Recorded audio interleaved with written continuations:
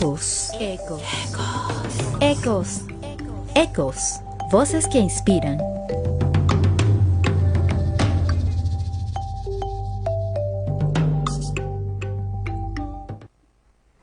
Bienvenidos a Ecos, Voces que Inspiran, el espacio donde comentamos sobre ecología, bienestar, nutrición, salud, reciclaje, conservación, sustentabilidad y todo lo que nos ayude a ser humanos más conscientes. Nos están escuchando por radiocapital.com.ar y vivotv.com. Te va a gustar. Y por supuesto por todas las redes sociales de estas plataformas. Además, nos pueden seguir por el fanpage de Facebook, Ecos Voces que Inspiran, por nuestro Twitter, Ecos, piso, guión bajo o underscore, como ustedes le quieran decir, voces, y nuestro Instagram, @ecosvoces, para que no se pierdan ningún detalle del programa y de lo que hacemos para traer la mejor información sobre ecología en Argentina y el mundo. Les recordamos que estamos activos también por Facebook y YouTube. En Instagram vamos a estar más tarde hoy y responderemos a sus comentarios y preguntas. En los controles tenemos a nuestro querido y extrañadísimo Fernando Andrade, que ya más de un año que no nos vemos, y en la producción y conducción, ¿quién les habla? Rose Dupuy. Recuerden que llegamos a ustedes gracias a nuestros patrocinantes. En primer lugar, el teacher César Prato, con sus clases particulares y grupales online de inglés en la ciudad de Buenos Aires y también para todas las ciudades y todo el resto del mundo. Comunícate por el 1151-21-4786 o por su Instagram @cprato1984. Tu computadora ha bajado el rendimiento, se reinicia sola, necesita actualizarse, presenta ruidos extraños, se abren muchas ventanas, no le funciona el Skype, el Zoom o cualquier herramienta de videollamada que necesites. ¿Tiene virus? ¿Quieres una PC gamer o actualizar sus componentes? ¿A quién vas a llamar? Por supuesto, a CG Systems. Comunícate por el Instagram CG Systems o al 11 25 94 962 y pon tu equipo a valer. En cualquier ocasión especial también te endulzamos la vida con budines, cheesecakes, brownies, tartaletas, crepes y todo lo que te provoque una sonrisa. No te quedes atrás y haz tu pedido por el Instagram @alimentosdu, Facebook du-postres o el correo alimentosdu.1 @gmail.com. Alimentos Du, endulzate la vida. Y no podía faltar el gran equipo de OCapten Studios, servicios audiovisuales para echar a volar tu creatividad desde cualquier parte del mundo. Edición de foto y video, motion graphics, diseño y mucho, mucho más. Síguelos como OCapten Studio en todas sus redes para que tu proyecto se vea mejor que nunca. Y queridísimos Ecolowers, para nuestra emisión de hoy venimos con un combo de dos grandes voces que inspiran. Ellas van a cerrar con broche de oro el mes de la mujer.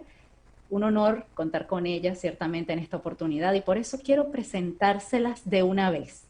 ¿Ok? Nos acompañan Irene Wise, bióloga, ecóloga y embajadora de Premios Latinoamérica Verde 2021, y María Furcade, recicladora para la bioconstrucción. Bienvenidas, chicas. ¿Cómo están hoy? ¿Cómo se sienten? Genial, gracias por la invitación, muy amable. Un placer estar contigo. Gracias. Hola, gracias. Bueno, por favor, cuéntenos sobre este camino que vienen recorriendo en el mundo de la sustentabilidad. ¿Cómo fue este llamado a dedicarse a lo que están haciendo hoy en día? Si quieren, empecemos con María. Bueno, el llamado. Yo trabajaba en hotelería y trabajé muchos años en hotelería y un día contestando reservas así de huéspedes me encuentro con la palabra permacultura en internet de la nada y bueno, hice clic y ahí empecé me sorprendió mucho el concepto de la permacultura y empecé de un clic, otro clic, bioconstrucción, baño seco, basura cero, todo lo que tiene que ver con las palabras ya conocidas alrededor de la palabra sustentabilidad. Y bueno, básicamente renuncié y arreglé mi auto y agarré mi perra y me fui a Sierra de la Ventana a tomar un curso de diseño de permacultura. Y yo vivía en Calafate, en la Patagonia, y bueno, y ahí empecé mi camino como dentro de todo esto que estoy viviendo ya hace 10 años. Eh, de ahí de Cierra la Ventana terminé en definitiva termino en Córdoba, en las sierras de Córdoba, en una comunidad que se llamaba Buda, Tras la Sierra, y bueno, empecé mis primeras prácticas en bioconstrucción y en permacultura, en hacer diferentes cosas como el baño seco para la comunidad. Empecé a construir la escuelita para la comunidad también en barro, mirando los videos de Jorge Belanco de bioconstrucción.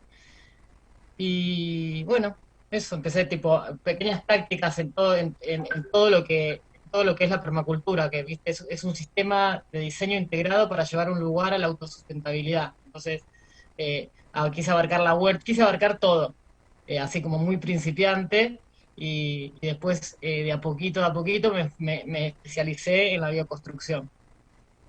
Espectacular.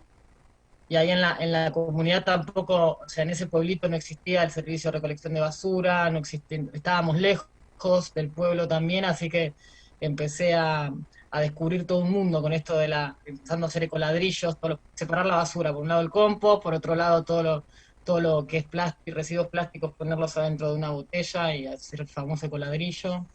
Y bueno, empezar a trabajar con eso, darme cuenta de que empecé ahí en un viaje muy personal, de que la basura no existe, de que la basura es un recurso. Y después empecé a unir la bioconstrucción, o sea, dejé de hacer todo 100% con materiales naturales y lo empecé a mezclar con materiales más alternativos como lo que hoy se conoce como basura, que para mí es un recurso muy importante, muy eh, abarcativo, y ahora lo uso en la construcción. Sí, yo, Plástico y barro, podríamos decir. claro, yo no creería que incluso en esas zonas quizás más alejadas de la ciudad no llega el plástico y aún así eh, lo has Sí, encontrado y te sirve. el plástico Bueno, está en todos lados. Mira, tengo un mouse, tengo el teléfono, tengo de todo. Los envoltorios siguen llegando. Ahora con la pandemia me sorprendió mucho. Todo era por Mercado Libre o las compras o todo, llegaban 1.000 millones más de envoltorios que lo normal. Eh, así es. Hay niños y los niños les regalan juguetes.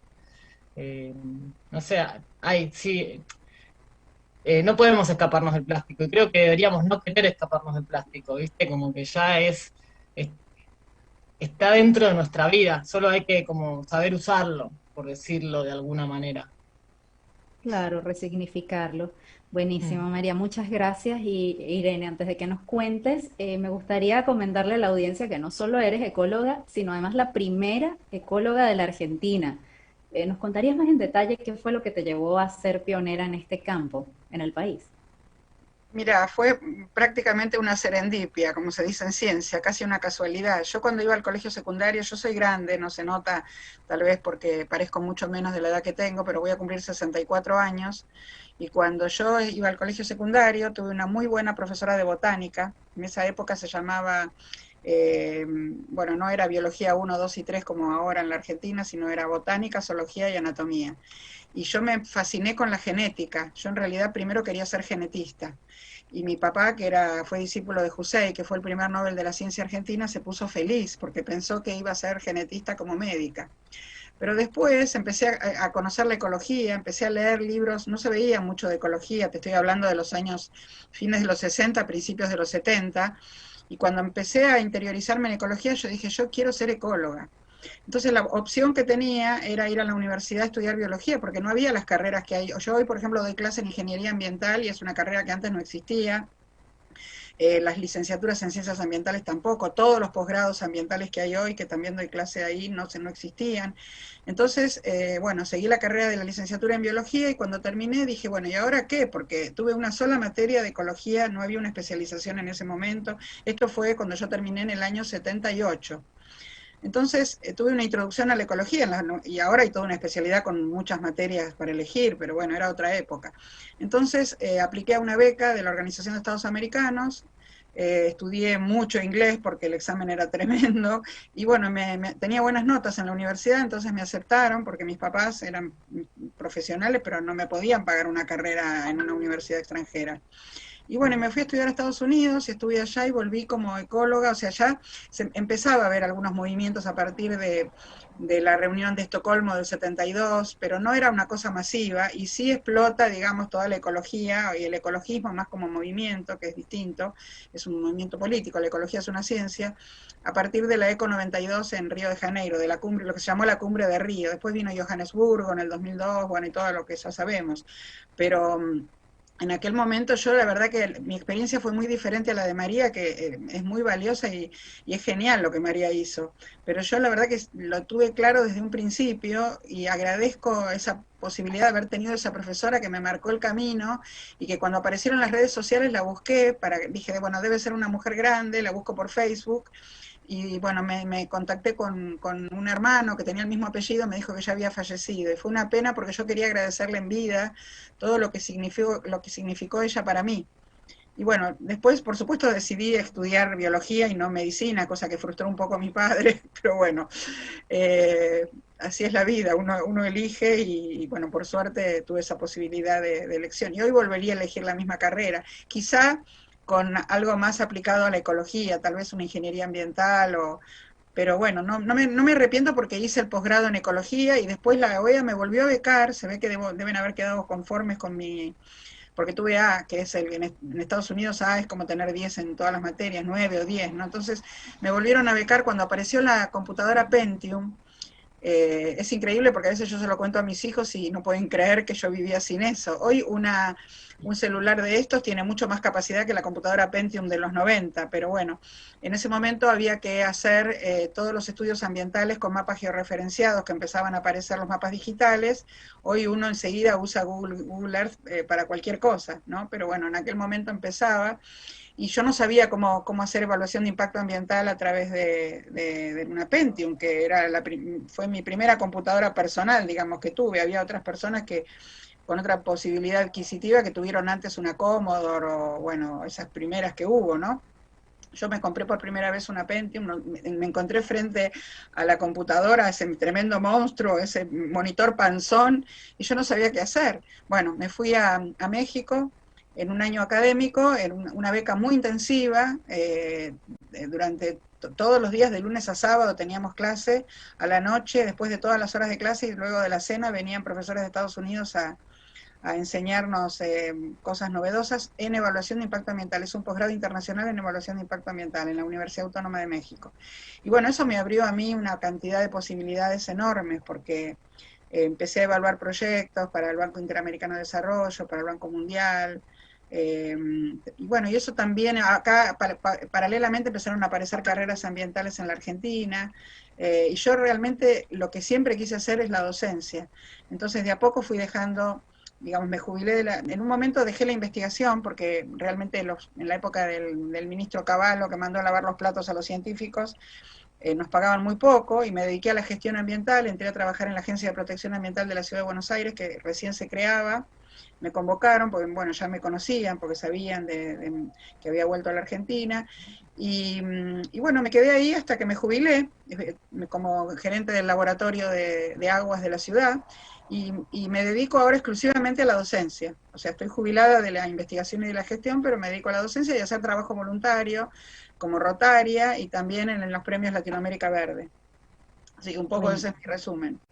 Buenísimo, Irene. Bueno, ya vamos a entrar un poquito más en detalle con eso, pero creo que tu profesora debe estar más que conforme, en verdad. Sí, de algún lado ahí arriba en el cielo me debe estar escuchando, no sé, no soy demasiado creyente, pero bueno, si es que existe realmente alguna vida después de la vida, de todas maneras pude agradecerle al hermano y bueno, me dijo que le iba a transmitir a los hijos y es una forma de poder hacerle llegar de alguna manera mi enorme agradecimiento, porque yo soy hoy lo que soy, un poco gracias a ella que me marcó el camino, ¿no? Porque me fascinó, la verdad que la biología me embaucó. Ah, genial, y bueno, qué importante la profesión de la docencia y también el rol de las mujeres. Bueno, recordemos que Rachel Carson también es considerada la precursora de la ecología y justamente era una mujer. Y estamos en un mes muy importante además para nosotras, en el cual se resalta el valor de la mujer en la sociedad. Para ustedes, ¿Cuál sería entonces el rol de nosotras para lograr el triple impacto que necesita el mundo? Si te parece, nos alternamos, porque yo hablé recién, así que le cedo el lugar a María, después hablo yo. Así no nos pisamos. Creo que lo que estamos haciendo, seguir haciéndolo. Eh, no Continuar sé, inspirando. Sí, yo sí. creo que, la verdad que a mí me parece que hace falta todavía que se llegue masivamente a todos los rincones con la alfabetización ambiental. Yo tengo un programa en la facultad desde el año 87 de alfabetización ambiental que bueno, hoy somos 21 carreras diferentes con más de 500 profesionales de todas partes. Empezamos modestamente, muy poquititos, biólogos, ecólogos. Yo, en mi caso, bueno, como directora del programa y con algunos alumnos y exalumnos, y hoy, imagínate, 21 carreras diferentes. O sea que uno puede decir que todo tiene una transversalidad dentro de lo ambiental, porque hay arquitectos, ingenieros, antropólogos, geógrafos, físicos, químicos, matemáticos. La verdad que yo creo que es un campo donde todavía hay mucho para hacer y estamos muy al borde de un tipping point, o sea, de un punto de no retorno de todos los problemas ambientales. Yo justamente esta mañana en la otra entrevista de radio estuve hablando bastante del rol de la mujer y la gran capacidad que tiene la mujer para los proyectos ambientales locales, sobre todo en las comunidades rurales, y la poca agenda de género relacionado con cambio climático, por ejemplo, que hay. Ahora están trabajando unos eurodiputados en eso, pero la verdad que en el momento de tomar las decisiones las toman los hombres. Y las mujeres son las que tienen las ideas, las que están al frente de los proyectos, las que luchan. El 80% de los proyectos, eh, digamos, relacionados con esto y con toda la cuestión ambiental de ir a buscar la leña, de suministrarse el agua. Estoy hablando, por supuesto, de los países que tienen muy poca capacidad de desarrollo, sobre todo en África subsahariana. No estoy hablando ni de Egipto, ni de Marruecos, ni de Libia, no, o sea, bajo el Sahara, lo que mal se llama el África negra, y también el sudeste asiático. O sea, hay mucha gente que está muy expuesta a los eventos extremos por el cambio climático, los huracanes, los ciclones. Hay muchos refugiados, muchas refugiadas que en general son mujeres con sus niños, porque hay muchos casos de familias uniparentales donde los maridos o se fueron, abandonaron, o se murieron, o en guerras, o trabajan lejísimo. Entonces es la mujer la que está al frente de todo eso, pero a la hora de tomar las decisiones no tienen voz. Y yo estuve todo este mes un poco, digamos, trabajando para que le den voz a las que no tienen voz, porque me parece fundamental. Increíble todo esto que comentas de la transversalidad, ¿no? Como una guerra puede también impactar en el cambio climático, por ejemplo, o en el tejido social de esos países y que además afecta al resto del mundo. Y bueno, también el tema de la construcción que veníamos hablando con María, ¿no? Todo lo que es la arquitectura, las ciudades sostenibles o las comunidades sostenibles. Yo quería preguntarle a ella justamente, ¿qué nos puede contar con esta experiencia también en la comunidad de Umepay, para quienes no conocen este centro, ¿no? Y por qué es importante que existan estos espacios? Sí, justamente escuchando a Irene, pienso que esto que hay que seguir haciendo, que hay que hacer para que el cambio suceda, o nuestro rol de mujer o demás, pensaba que decía, wow, yo vivo en el medio del campo, somos más o menos 150 personas, y las mujeres buscamos nuestra leña, y yo trabajo en la construcción, y manejo 5 equipos de trabajos de hombres, o sea, tomo decisiones, me escuchan. Voy al pueblo, hablo con el intendente, hay un montón de mujeres que estamos haciendo un montón de cosas. Siempre en mi forma de pensar o de vivir digo que eh, como que eso, que los cambios van sucediendo, ¿viste? Como que es chiquito, chiquito, chiquito, chiquito y de repente sucede, es como separar la basura. Hace 10 años atrás mi mamá me decía, pero ¿para qué voy a separar la basura si después va todo al mismo lugar, ¿viste? Y yo pensaba, tipo, hay que hacerlo, hay que separar la basura, porque cuando el Estado cuando la política del Estado esté dada para que los camiones sean separados y todo vaya a un distinto lugar, ya vamos a estar entrenados, o sea, el trabajo es chiquitito hacia lo grande. Y, y bueno, perdón, me quedé reflexionando ahí con lo de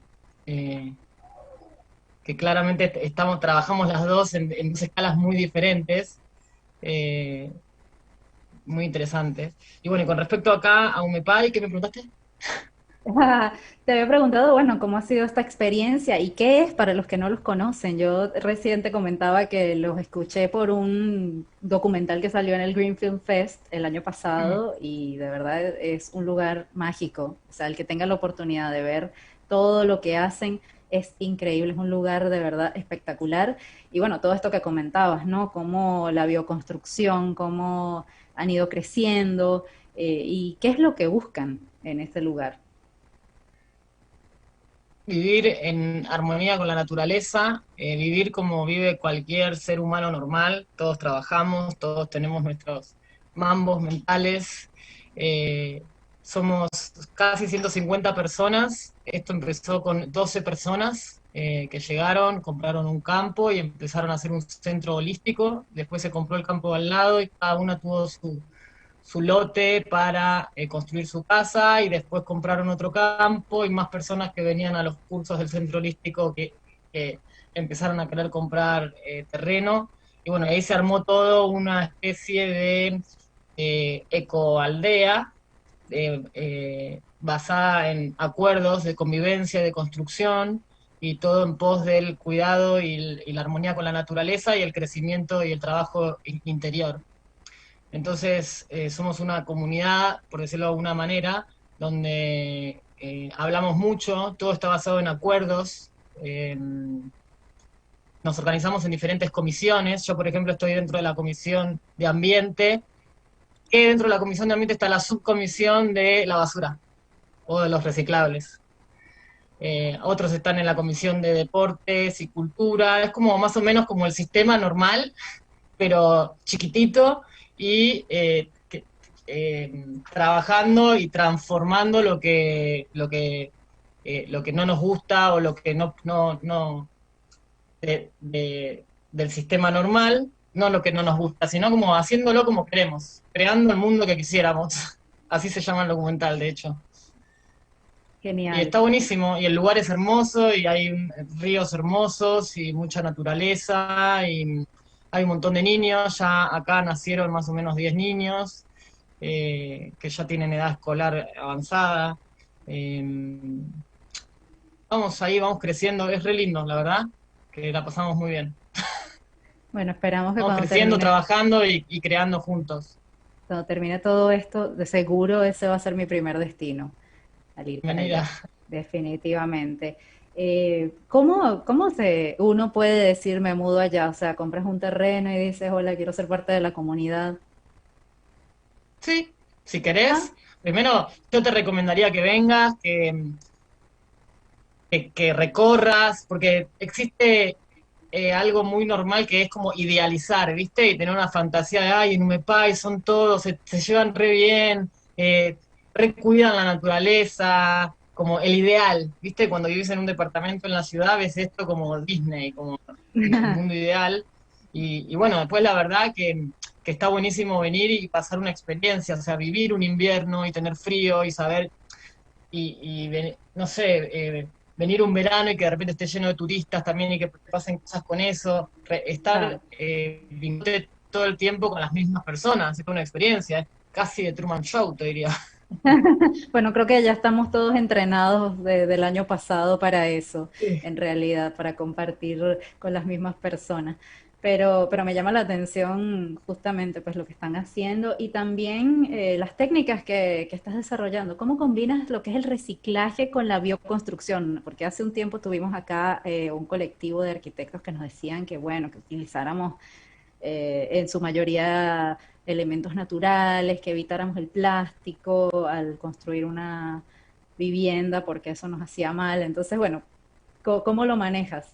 ¿Y te Es parece polémico. compatible? Ok, claro, porque igual O hay sea, que aprovechar esos recursos. para la bioconstrucción neta, bioconstrucción, decir usemos plástico es terrible, porque construyamos con materiales naturales y que la casa respira y que la casa está viva y sí, a mí me encanta, las casas de adobe me encantan, Y ahora que también yo justo vivo en una casa que está hecha con plástico y revocada con barro, y la casa de té que hice acá en Umepay, que también es de plástico, revocada con barro, tipo, viviéndola adentro, es igual, me siento igual que dentro de una casa de adobe. Acá en Umepay mayormente son de adobe todas las construcciones. Eh, y no sé, es una cuestión de, en realidad, yo te diría de gusto propio. No hace mal que el plástico esté dentro de la pared, porque una vez que está revocado, el plástico revocado es ya que está lo que ves, atrás de esa pared hay plástico con él. Una vez que ya está tapado, no irradia nada, no absorbe nada. Tuve una experiencia que tuve que deshacer todo un revoque de una construcción y por suerte lo tuve que deshacer por una cuestión que me pasó con la pintura y estaba impecable adentro. La construcción estaba impecable, ni un nidito de nada, esa experiencia. Porque también está la fantasía de que se llena de bichos o de que es basura. No, claro, ahí vamos a ver algunas cosas de cómo quedan justamente estas paredes con el material plástico que vas recolectando y vamos a poder Sí. ver como el corte transversal, no justamente lo que estás contando de cuando tuvieron que tumbar la pared, digamos, para poder resolver ese problema. No, y a mí lo que me pasó es que la verdad que para hacer una pared de adobe se usa mucho recurso natural, se usa mucha tierra, se usa muchísima agua y también empecé a ver como a mí me empezaban a contratar cada vez más para hacer casas de adobe como si fueran casas, no sé, enormes, ¿viste? Como que también no hace falta a veces hacer tantos metros cuadrados cuando vivís en la naturaleza y para todos esos metros cuadrados tenés que usar un montón de recursos naturales y dije si la bioconstrucción se está poniendo de moda porque la ecología, bla, bla, bla, estamos en un problema. O sea, otra vez, la montaña la vamos a comer, el agua la vamos a usar, ¿viste? Exacto. Como eh, a la larga.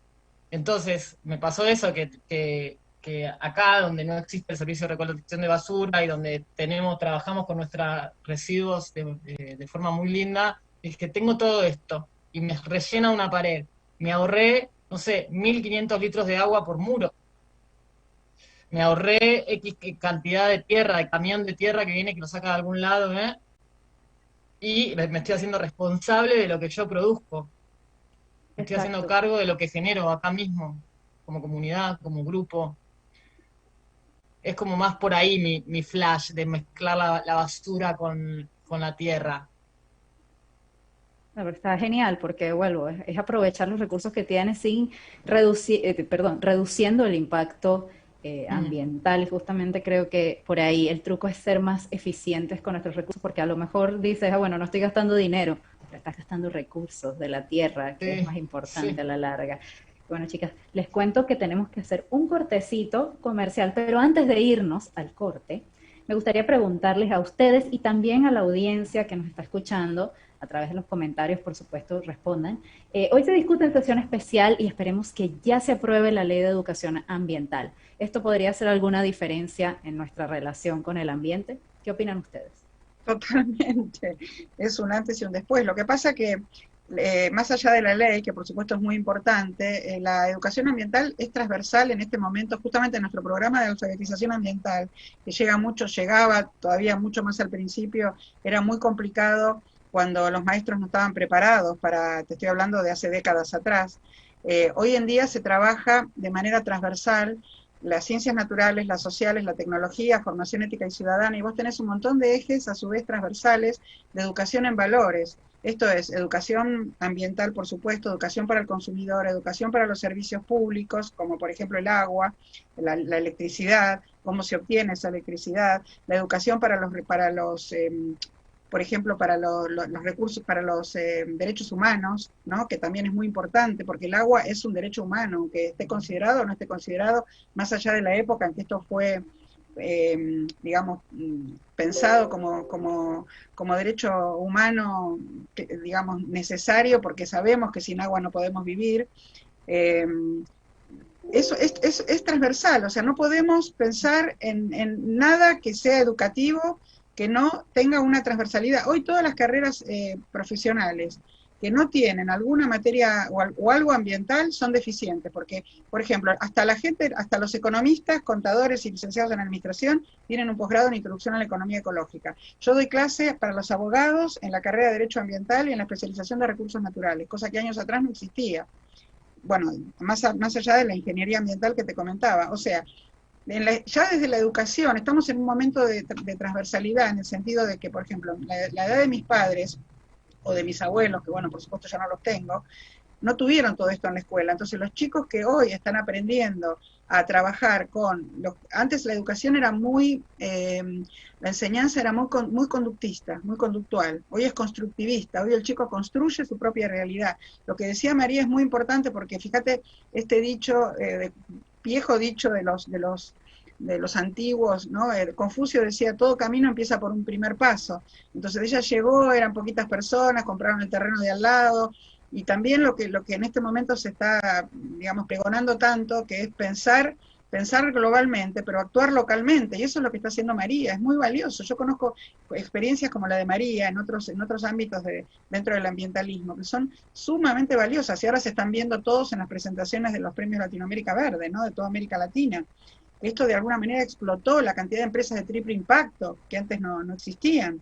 O sea, una empresa lógicamente necesita el beneficio económico, pero las de triple impacto tienen el beneficio además social y también ambiental, que es lo que en inglés se llaman las 3P, por Profit, Planet y People. No Profit porque te dan un beneficio económico, obviamente, es una empresa, People, el beneficio a la gente, y Planet, el beneficio ambiental. Entonces, hoy en día los chicos aprenden por un lado, los maestros nosotros los preparamos con primero los contenidos conceptuales, que era lo que antes se enseñaba para hacer el conductismo. Entonces, esos contenidos conceptuales los llevas a la realidad y a la acción. Entonces ahí tenés los contenidos procedimentales y los contenidos actitudinales. O sea, le enseñás al chico a ser mejor persona, y transmitirle eso a los papás y a los abuelos que no tuvieron en la escuela todo esto, y después a trabajar en beneficio del ambiente. O sea, no es simplemente recoger el papelito del aula, porque como yo veía al principio, la maestra que no sabía, obviamente no estaban preparadas, le ponían una cinta verde en el brazo, entonces era el monitor, el nene que iba y llevaba el papelito del caramelo en el suelo al cesto de basura. No, eso no es la ecología solamente, es muchísimo más. Y cuando plantaban árboles, bueno, que se fijen que fueran plantas autóctonas, plantas nativas, porque las exóticas traen muchos problemas. Después, bueno, toda una cantidad de capacitación en otros temas ambientales. Entonces, de pronto empezaron a adquirir docentes que no tenían una formación específica, me refiero desde nivel inicial, pasando por toda la primaria, el secundario y hasta el nivel terciario. Yo en los últimos años hice capacitación a formadores, a profesores de enseñanza media en la provincia de Buenos Aires.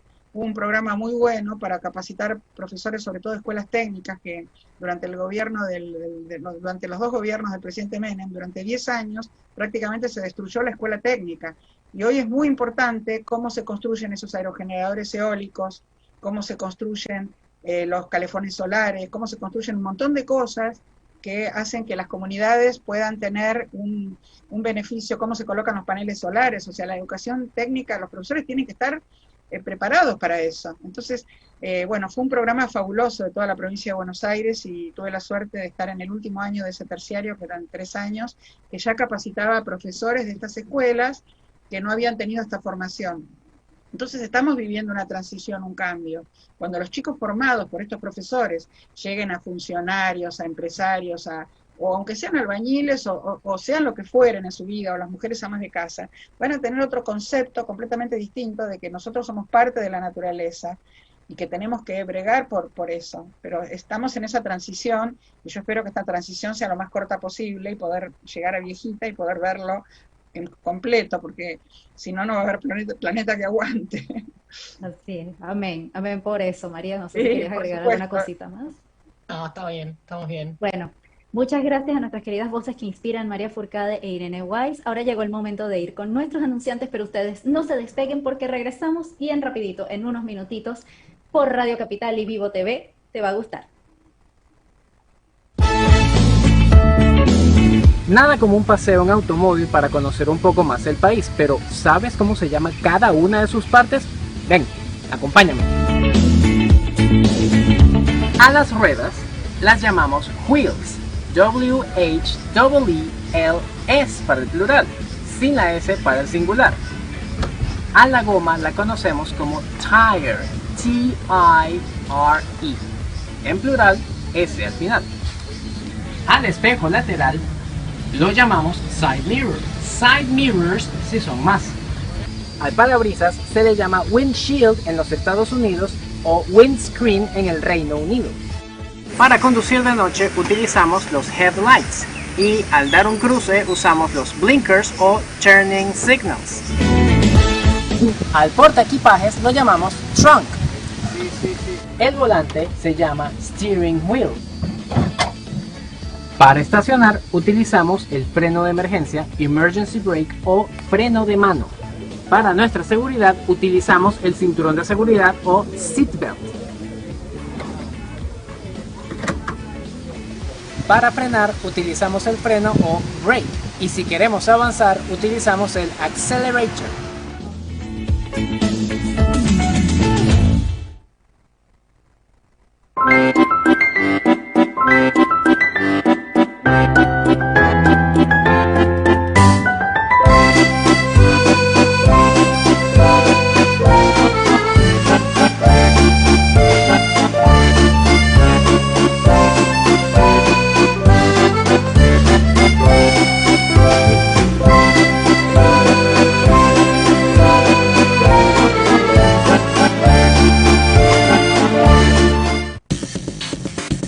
Si quieres conservar tu computadora en las mejores condiciones, llama a CG Systems Soporte Técnico.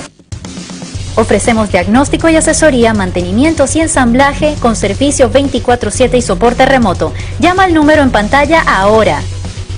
CG Systems Soporte Técnico. Ahora, aquí estamos de regreso. Es momento de comenzar la segunda parte de nuestro programa de hoy. Recuerden que nos escuchan por Radio Capital y Vivo TV. Te va a gustar. Y continuamos con nuestras queridas mujeres que inspiran, dos grandes referentes en el mundo de la sustentabilidad, sobre todo acá en la Argentina. Irene Weiss, bióloga, ecóloga y embajadora de Premios Latinoamérica Verde 2021, y María Furcade, recicladora para la bioconstrucción. En la parte anterior pues veníamos charlando, ¿no?, sobre la importancia de tener educación ambiental y de esa transversalidad en todos los ámbitos que es tan fuerte, tan visible hoy en día, ¿no?, que capaz antes... hace décadas la gente no entendía que tenía que ver el derecho con el ambientalismo y hoy en día existe el derecho ambiental, por ejemplo. Ese tipo de cosas son realmente importantes. Creo que hay una pregunta a la que no vamos a poder escapar, por lo menos por un tiempo, ¿no? ¿Cómo han vivido esta emergencia sanitaria? ¿Estamos cerca de que termine? Porque acá en Argentina pareciera que fue la excusa para destruirlo todo. Mira, para empezar yo te voy a decir mi opinión como más allá como ecóloga, como bióloga y como bióloga ecóloga, porque son las dos cosas de lo que uno no se puede divorciar, no hay ecología sin biología. Yo durante todo el aislamiento cerrado hice varios webinars en forma voluntaria para América Latina y uno de ellos me convocó justamente por esta transversalidad, el CEPROFAR, que es el Centro de Profesionales Farmacéuticos de la Argentina, que es muy importante. Yo ya había dado charlas presenciales antes con relación a este programa de alfabetización ambiental que comentaba, ¿no? Entonces, bueno, me invitaron con la virtualidad y desarrollé una charla que o sea, explicando que para mí esto no es una pandemia, esto es una sindemia. Y te voy a decir qué significa la sindemia. Los médicos no tienen en cuenta esto. Ahora están empezando a pensar, porque parece que mi webinar lo vio medio mundo, porque los farmacéuticos se encargaron de distribuirlo, ellos tienen una muy buena red de prensa, pero además yo lo subí a mi página web, que yo estoy en todas las redes, o sea, si buscan en YouTube, con mi nombre, el canal de YouTube, van a ver el webinar, dice pandemia o sindemia, como pregunta. La sindemia es cuando vos tenés varias pandemias a la vez. Y eso se demuestra cuando vos, suponte, te enfermas de coronavirus, vas a una institución sanitaria, te hacen preguntas que completan una planilla que del SISA, que es el Sistema Nacional Argentino Sanitario, donde te preguntan a ver qué comorbilidades tenés o qué otra condición, porque digamos no son todas comorbilidades. Por ejemplo, en tu caso, si estás embarazada, esa es una de las preguntas, no es una comorbilidad, pero es una condición diferente de la mujer en un momento determinado de su vida. Y las comorbilidades son la obesidad, que es una pandemia, después la diabetes, que es otra pandemia, y después hay otras comorbilidades que te preguntan si tuviste una insuficiencia cardíaca, renal, hepática, si seguís teniéndola, si fumás, si fuiste fumador o fumás. Bueno, y así hay como 20 preguntas. Entonces, cuando vos tenés simultáneamente una persona obesa que está más expuesta al coronavirus, al SARS-CoV-2 que produce la COVID-19, digo la COVID porque no se puede decir el COVID, porque CO es de corona, V es de virus y D es de disease, la traducción del inglés de la enfermedad. En inglés vos no tenés género femenino ni masculino, pero en español sí, entonces tenés que decir la COVID. La gente, yo veo en los medios de comunicación que confunde el virus con la enfermedad. Eso es como confundir el HIV con el SIDA, que es el síndrome de inmunodeficiencia que produce un virus. Bueno, en este caso es el SARS-CoV-2 que produce la enfermedad. Entonces vos tenés un conjunto de pandemias, tampoco podés decir pandemia mundial, porque si se extendió es mundial, o sea, es redundante. Si no sería una epidemia. Si es una epidemia mundial, es pandemia, punto. Entonces, cuando vos tenés varias pandemias que se conjugan y que te producen realmente mayor mortandad, tenés que hablar de sindemia. Es un neologismo que viene de, digamos, una pandemia con el prefijo que indica cuando algo se va aumentando exponencialmente, ¿viste? Cuando algo sin en griego quiere decir con. Es Claro, o todo lo sea, contrario que en español. se potencia, digamos, Claro, se justamente potencia. el factor de riesgo.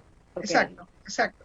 Y bueno, eso hoy los médicos lo están... Está bien, eso me dicen, Irene, es una cuestión semántica. Macanudo, sí, es una cuestión semántica, pero hablemos las cosas como son, porque realmente la pandemia se hace mucho más grave cuando son varias pandemias unidas. ¿Entendés? Entonces, y además, esta pandemia, digamos, respondiendo exactamente a lo que vos preguntaste, dejó en evidencia cosas que ya existían, o sea, problemas preexistentes, como la falta de agua, la falta de espacio, ¿no? Cuando la gente vive muy hacinada, los barrios vulnerables, que como dice una colega mía que le gusta decir los barrios vulnerados, porque ella dice que fueron políticas públicas que no tuvieron en cuenta la vulnerabilidad de la gente. Entonces no es que ellos son vulnerables porque quieren, fueron vulnerables por necesidad y fueron vulnerados porque fueron olvidados durante mucho tiempo, como pasa con los pueblos originarios en el norte, ¿no? Que fueron cercados por la deforestación y por una cantidad de cosas. Entonces realmente esto nosotros los ecólogos lo veíamos venir. Lo que no sabíamos era cuándo se iba a producir. Es un poco parecido a lo que le pasa a los geólogos con los sismos, con los terremotos. Saben que hay una falla geológica cuando está la tectónica de placas, ¿viste? Cuando se unen los continentes o las distintas placas en la deriva continental, saben que ahí va a haber un sismo. Lo que no saben es cuándo va a ser. Y acá pasaba lo mismo. Los ecólogos sabíamos que iba a haber iba a haber un problema de transmisión de virus al ser humano por el acercamiento que tenemos con la vida silvestre. Nosotros nos acercamos demasiado con la deforestación, la destrucción de hábitat, entonces de pronto, suponte, los murciélagos que tenían un montón de especies a los cuales transmitir los virus para los cuales ellos son inmunes, porque los murciélagos pueden soportar más de 300 tipos de coronavirus diferentes y a ellos no les pasa nada, porque a lo largo de la evolución fueron adaptados para eso, para vivir en cuevas, donde hay una cantidad de gérmenes tremendas, pero a ellos no les pasa nada. Pero si de pronto el ser humano se acerca a ellos y no tienen de pronto a quién saltar, tienen la posibilidad de mutar y entrar en el ser humano es mucho mayor, lo mismo que los mercados de venta de animales de la vida silvestre vivos, como pasa en el sudeste asiático, donde todo es tan precario que no hay heladeras, entonces ahí comen de todo, ¿no? Hay un dicho en Oriente que te dicen, todo bicho que camina va a parar a la cocina, porque los chinos son 1/3 de la población mundial, entonces te venden en China, ahora ya no, pero en ese momento, antes de la pandemia todavía, durante mucho tiempo era cultural, te llevaban los animales vivos de la vida silvestre, hacinados, ¿no? En tachos todos juntos, entonces la gente elegía cuál quería y en ese momento lo mataban, porque al no tener heladeras en esos mercados, la única manera de mantenerlos en buen estado era mantenerlos vivos. Entonces eso es tremendo, porque vos estás en contacto, el tipo que trabaja en el mercado, la persona que va a comprar al mercado, te llevas el animal vivo a tu casa, te comes, sea cual fuere, no importa si es el intermediario, el pangolín, si es el murciélago que pasó directo, o lo que sea, o sea, ahí comen de todo. Entonces, realmente este tipo de cultura que hoy tiene que cambiar sí o sí, o sea, tiene que haber políticas públicas que hagan que cambie esto, porque si no va a ser una pandemia tras otra. Yo en ese webinar mostraba cómo a partir de la revolución la revolución industrial en adelante se empezaron a suscitar diferentes epidemias cada vez más juntas en el tiempo, en una misma escala lineal. O sea, ¿por qué estaban espaciadas en el tiempo las primeras, como la peste negra, ¿no? En Europa, en el medioevo, y después hasta ahora? Bueno, a partir de la revolución industrial, vos pensás que si la carreta fue reemplazada por la máquina de vapor, con el tren a carbón, los barcos a vela por los barcos con la caldera a carbón. Entonces todo eso hizo que haya más movilidad de gente, y ni hablar cuando a principios del siglo XX empiezan los aviones, los autos. Bueno, cuando la gente se empieza a mover, cuando aparece la globalización en un comienzo, ahí es donde tenemos más posibilidad de pandemias, porque antes las epidemias estaban localizadas porque la gente no se movía. Digamos, hubo comercio de la época de los fenicios, pero estaban muy localizados a los lugares donde iba la ruta de la seda o de las especias, a distintos lugares. La historia ambiental del mundo es muy interesante. Es algo que nosotros en el programa de alfabetización ambiental enfatizamos, porque la gente tiene que saber cómo eran las cosas antes, cómo son ahora. Entonces, con la tecnología que hoy tenemos, no te digo de volver a esa época, no estoy hablando de eso, pero comprendiendo el pasado, podemos evitar que pasen cosas en el futuro. Entonces, Claro, no, justamente me hiciste pensar en lo que está pasando acá en la Argentina también, con los incendios, con la deforestación, bueno, lo que decía en la pregunta también, ¿no? Que estamos destruyendo todo, y tal vez, mencionaste el hacinamiento, tal vez ir a lugares más abiertos, más en el campo, llevar una vida que quizás obviamente no va a ser completamente prehistórica o era industrial, sino más bien combinando como lo mejor de todo. sí, nadie Podría ser pretende, esta una solución, digamos, nadie podría ser. pretende volver a la prehistoria, pero mira, hay un economista que es, digamos, más sociólogo ya hoy que economista, que se llama Serge Latouche, se escribe Latouche, el apellido pues francés, que es muy interesante leerlo, está en internet, en PDF, pueden bajarse las publicaciones de él, sobre la teoría del decrecimiento. Fue muy criticado porque decían que él quería vivir como en el pasado, como vos decías, en la prehistoria. No, la verdad es lo que él dice es volver a los 60 con la capacidad de consumo, con las cosas realmente sin obsolescencia programada, sin obsolescencia percibida, sin externalidades, porque hoy en día hay poblaciones pobres que están pagando por los costos, las externalidades que mencionan los economistas. No puede ser que algo que, no sé, un aparato electrónico te cueste chaucha y palitos, muy poco, porque alguien está pagando por los materiales que se extrajeron en un lugar donde no tenían otra opción. Después lo armaron en otro lugar donde la mano de obra era muy barata, quizás en los pueblos humildes de México, o quizás en el sudeste asiático con mano de obra barata. Bueno, todo eso hizo que realmente la capacidad, digamos, del ser humano de comprar. Yo, mira, yo cuando volví a Estados Unidos, de esto hace 30 y pico años largos, pronto va a ser 40 años, yo dije una frase que la habían acuñado en inglés y que hoy en castellano todo el mundo la pronuncia, y que realmente fui la primera que la dije en español, por lo menos que yo recuerde, porque no había redes sociales ni nada, que el mejor residuo es el que no se genera.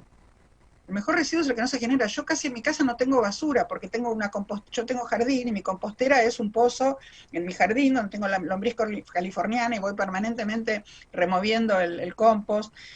No compro cosas sueltas, no uso cosas con envase, no compro artículos ultraprocesados. Cuando algo tiene más de 5 ingredientes en mi casa no entra. O sea, yo por lo menos preparo muchas de las cosas caseras. O sea, es un cambio de vida y no lleva tanto tiempo, porque yo soy una persona súper ocupada, pero mira, si tienes que hacer un bizcocho, un cookie, una galletita, como decimos acá en la Argentina, es sencillísimo. Son mezclar 4 o 5 ingredientes en un bol, ni siquiera se necesita batidora. Y después lo aplastás, lo pisás, y con un vaso marcás sin necesidad de un cortapasta, muy finito, 5 minutos de horno, y tenés las mejores galletitas del mundo, sin necesidad de comprar esos paquetes que vienen con 45 ingredientes, que no sabés. Ahora acá hay una pelea muy fuerte por la ley de etiquetado frontal de los alimentos, que tienen exceso de azúcar, exceso de sodio. No puede ser que Chile, que está a nuestro oeste, y Uruguay, que está a nuestro este, tengan la ley de etiquetado frontal de los alimentos, como tiene México. Y fíjate que estoy hablando de países de América Latina, no estoy hablando de la Unión Europea, ni Canadá, ni otros países que por supuesto también lo tienen. Pero claro, acá, ¿no? Los lobbies de la alimentación son tan fuertes, pelean, hay una pelea pero tremenda. Cada vez que se avanza un poco, se retrocede de nuevo, se avanza un paso y se retroceden 2, y no podemos tener esa ley. O sea, esa ley es casi, te diría, no solamente tan importante como la ley de educación ambiental, quizás es más importante porque es la alimentación de la gente y la que evita las pandemias. Y te digo una cosa más, no quiero sacarte todo el tiempo para que pueda hablar María también, pero mira, en pandemia hubo muchos webinares de personas de todo el mundo que ofrecieron su tiempo, como me pasó a mí, y yo entré en un webinar muy interesante de un médico, un hombre retirado de más de 80 años, que ayer lo conté en un vivo de Instagram justamente, que él se dedicó como médico forense bueno, tenía esa especialidad cuando había que desenterrar un cadáver en un caso judicial, por ejemplo, por un crimen o un homicidio, no sé, una cosa así, a él le tocaba ser médico forense. Cuando se retiró, él se dedicó a una ciencia que es la tanatología, que es estudiar, bueno, todo lo que ocurre después de la muerte, ¿no? Thanatos quiere decir muerte, logos, el estudio de... Entonces él es tanatólogo en este momento y un poco lo hace voluntariamente. Entonces él contaba que, por ejemplo, hace 40, 50 años atrás, cuando le tocaba sacar un cadáver de la tierra para hacerles estudios que la justicia indicaba, ya prácticamente después de unos pocos meses estaba descompuesto, la piel, la carne estaba descompuesta y quedaron los huesos, bueno, finalmente se descomponen los huesos. Hoy, él me dice que pasan años y que sacan los cadáveres y están enteros como si hubieran sido momificados por los egipcios. Entonces, ¿cuál era la explicación? Que durante la vida, en los últimos 30, 40 años, consumimos tantos alimentos con conservantes que nosotros no podemos, que lo mantenemos en nuestras grasas porque son liposolubles, o sea, no los podemos eliminar ni por la orina, ni por la materia fecal, ni por la transpiración, ni por las lágrimas, o sea, quedan retenidos en las grasas del cuerpo, sobre todo en el hígado, y entonces, con el tiempo puede hasta producir cáncer, pero en el supuesto caso que la gente tenga mejor suerte y viva muchos años, cuando esa persona muere, porque todos nos vamos a morir en algún momento, esto parece muy tétrico lo que estoy diciendo, pero en algún momento todos nos vamos a morir, él decía que pasaban años y el cuerpo estaba intacto, o sea, tenía fauna cadavérica, por supuesto, pero lo que aparece lo que aparecía antes en el primer mes, ahora aparece, porque hay toda una sucesión, ¿no?, de fauna cadavérica, de larvas de insectos y de bacterias y hongos de la putrefacción, que aparecen recién después de 2 años, cuando antes aparecían al primer mes o al segundo. Entonces, eso se explica exclusivamente por la cantidad de conservantes y la cantidad de porquerías que comemos en los alimentos procesados. Eso es terrible, claro. Eso es lo que produce pandemia también, el exceso de sodio, el exceso de azúcar, todo lo que traen esos productos. Increíble. Bueno, yo creo que una de las soluciones entonces obviamente es un cambio de conciencia muy grande en todos los aspectos, ¿no? Un poco también lo que tal vez estas personas que decidieron crear ecoaldeas están buscando, que nos comentabas que también hacen eventos como de conciencia, como de formación más holística, de quizás yoga, este tipo de actividades, ¿no, María? ¿Qué opinas sobre esto? Y también, ¿cómo pudieron vivir ustedes toda esta situación la vivimos muy bien, la verdad. Creo que lo que más nos cuesta a todos es no poder viajar libremente a visitar a nuestras familias, o que nuestras familias vengan a visitarnos. Pero la primera parte de la pandemia, ese encierro obligado, tipo que no podíamos ir ni salir de nuestras casas acá viviendo a mucha distancia uno del otro, que nos sonaba bastante ridículo, estuvo buenísimo porque no podíamos salir ni siquiera a comprar combustible al pueblo y nos organizamos. O sea, sirvió como que rápidamente hicimos una reunión así con distanciamiento, era raro porque distanciamiento social éramos un montón, casi gritándonos para ver cómo acordábamos, qué hacíamos, y nos organizamos. Hicimos una comisión de pandemia, hicimos un grupo que se llamaba Covida.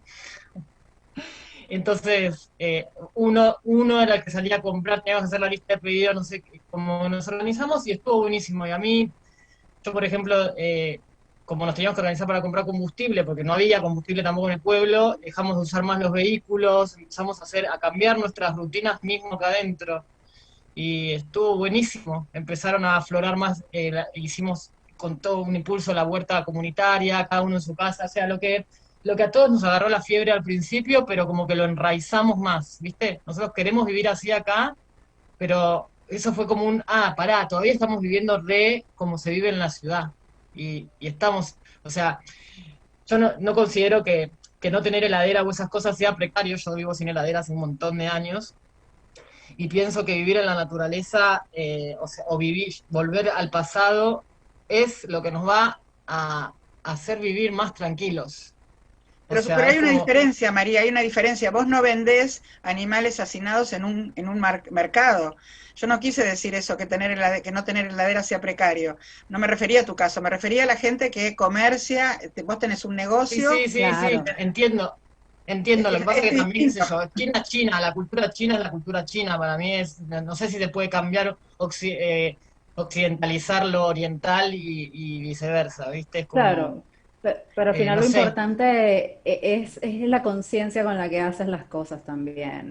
Sí. Si tienes la posibilidad, si sabes cómo manejarlo y vivir digamos, de esta forma autosustentable, está buenísimo Pero ellos también. están cambiando, ahora ya los mercados, fíjate que les están dando, por ejemplo, los subsidios que dedicaban a otras cosas, les están dando la posibilidad de hacer un mercado como los mercados que tenemos nosotros en Occidente, para evitar eso. Es cierto que es parte de la cultura, pero la cultura también se puede cambiar. Mira, hay un ejemplo muy típico, cuando apareció el mal de la vaca loca, la enfermedad se había descubierto antes, se llama enfermedad de Creutzfeldt-Jakob, ¿no? Que es un prión, es una proteína autorreplicable, que es rarísimo, porque nosotros los biólogos sabemos que las proteínas necesitan de los ácidos nucleicos, digamos, de la información genética para replicarse, pero esto es una proteína que se autorreplica. Entonces al principio creían que era un virus, ¿no? Que producía, que destruía el cerebro de los seres humanos y de las vacas, porque existe, digamos, el nombre técnico del mal de la vaca loca es una enfermedad espongiforme, encefalopatía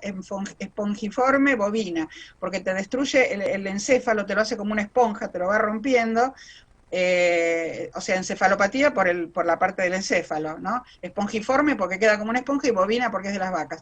Existe la misma, que es la que te decía de Creutzfeldt-Jakob, la encefalopatía espongiforme humana. Y eso se descubrió, había una población de pueblos originarios, los Kuru, cerca de Tasmania, en Australia. Resulta que se moría muchísima gente muy joven, y cuando fue un antropólogo y un médico, en el siglo XX fue esto, ¿no? A ver qué pasaba, aprendieron la lengua local y qué sé yo, porque estos no hablaban inglés, por más que en Australia se habla inglés, estos hablaban la lengua original de ellos. Entonces se dieron cuenta que comían, o sea, cuando moría el chamán, digamos, y la persona que sabía, o el jefe de la tribu, el que sería el cacique para nuestros pueblos sudamericanos, le comían el cerebro, lo cocinaban, por supuesto, como nosotros cocinamos el seso de vaca, lo cocinaban, pero resulta que este prión soporta hasta más de 1000 y pico de grados, o sea, recién lo tenés que poder matar en un horno de cerámica o de vitrofusión, no en el horno común de cocina o en el horno de barro con el que se hace el pan. Entonces se moría mucha población. O sea, ellos pensaban que era una cuestión cultural, que comiéndose el cerebro de esa persona muerta que tenía tantos conocimientos, iban a adquirir los conocimientos de esa persona. Entonces, cuando fueron este médico y este antropólogo a explicarles que eso no era así, y les explicaron bien, con lujo de detalle, ellos se dieron cuenta que, claro, era una cuestión que culturalmente se venía transmitiendo por tradición oral, y desde que cambiaron y dejaron de comer el cerebro humano, porque dijeron, no, mira, la sabiduría no se va a transmitir así, la sabiduría se transmite en vida por todo lo que esta persona enseñó durante la vida, o escribió en el caso de que pudiera escribir. Entonces desapareció la enfermedad de ese archipiélago, de esas islas. O sea, la cultura también se puede cambiar, porque la ciencia avanza permanentemente. O sea, en ciencia lo único permanente es el cambio. Yo tengo un colega muy querido que siempre dice que cuando vos considerás cualquier aspecto de las ciencias naturales, es una suma de verdades transitorias. Por eso con la pandemia estamos cambiando todo el tiempo, los médicos nos están diciendo, los epidemiólogos y los infectólogos, qué hacer, porque al principio barbijo no, después barbijo sí, y la gente no entiende el principio de incertidumbre de la ciencia. La ciencia es incertidumbre, entonces tenemos que estar preparados frente a esa incertidumbre con el mayor conocimiento popular posible. Por eso yo insisto tanto con la alfabetización ambiental popular, porque incluso hasta la gente de menores recursos puede hasta inclusive cambiar su cultura con un mínimo de información. Pero es importante que ese mínimo de información le llegue, y que no sea fake news, que sea una información correcta, valiosa, claro. Y eso se puede hacer. Vos lo que vos haces, María, es tan maravilloso que estaría buenísimo que eso se transmita a otras personas, que por supuesto vayan y vivan la experiencia, como vos decís, que por ahí creen que es Disney, y yo entiendo que vivir también, aparte en una comunidad tan chica, me imagino que como pueblo chico, infierno grande, debe también haber problemas. Uno trata de tener sus códigos de convivencia, pero somos seres humanos, somos subjetivos, pero es tan importante poder estar en contacto con la naturaleza y poder hacer lo que vos hacés y transmitir eso, que, vuelvo a insistir, o sea, pensar globalmente y actuar localmente, ¿no? Que es algo muy remanido y muy trillado, pero siempre válido, ¿no? Sobre todo en esta transición.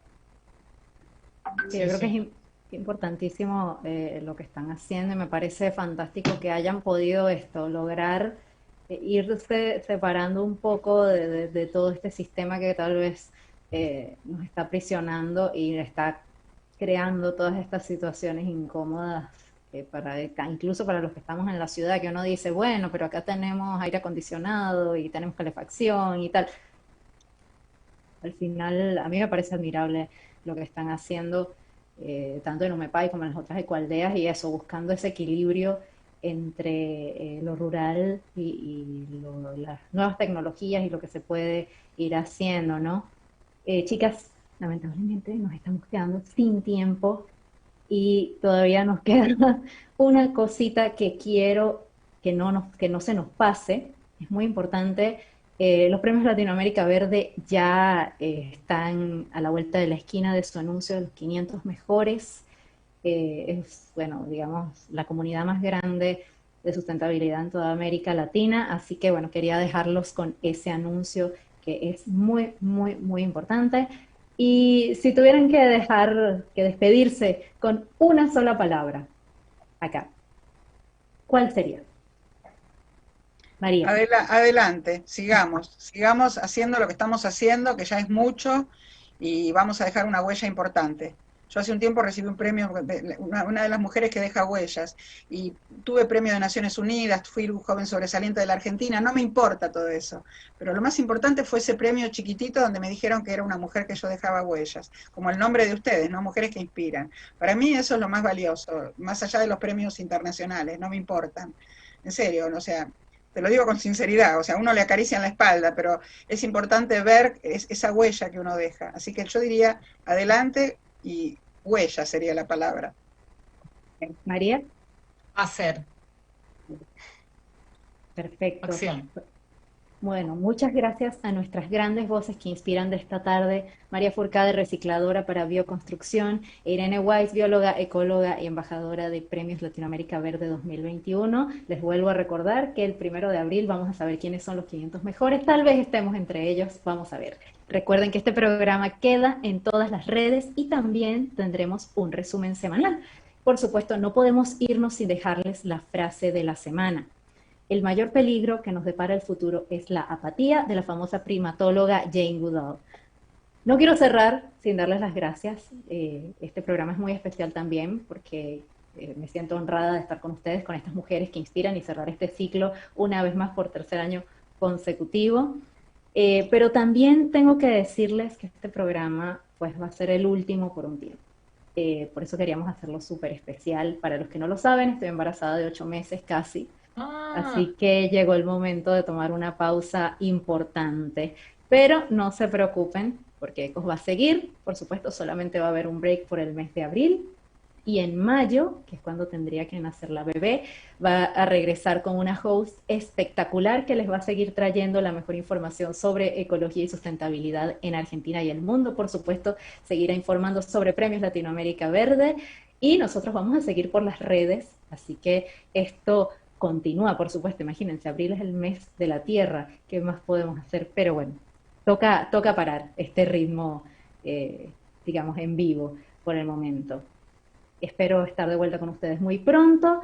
Hasta que pueda regresar, pues me despido y quiero compartir también este espacio cuando regrese, pues con nuestra nueva mini presentadora que ya la vamos a tener, Dios mediante, con nosotros. Les recuerdo entonces que llegamos a ustedes gracias a nuestros patrocinantes Alimentos Du, Endulzate la Vida, Servicio Técnico CG Systems, OCapten Studio, Servicios Audiovisuales y por supuesto el teacher César Prato, Inglés Online para Argentina y el mundo entero. Así nos despedimos por un ratito nada más. Hasta muy pronto. Nos vieron y escucharon por Radio Capital y Vivo TV. Te va a gustar. Ecos. Ecos. Ecos. Ecos. Voces que inspiran.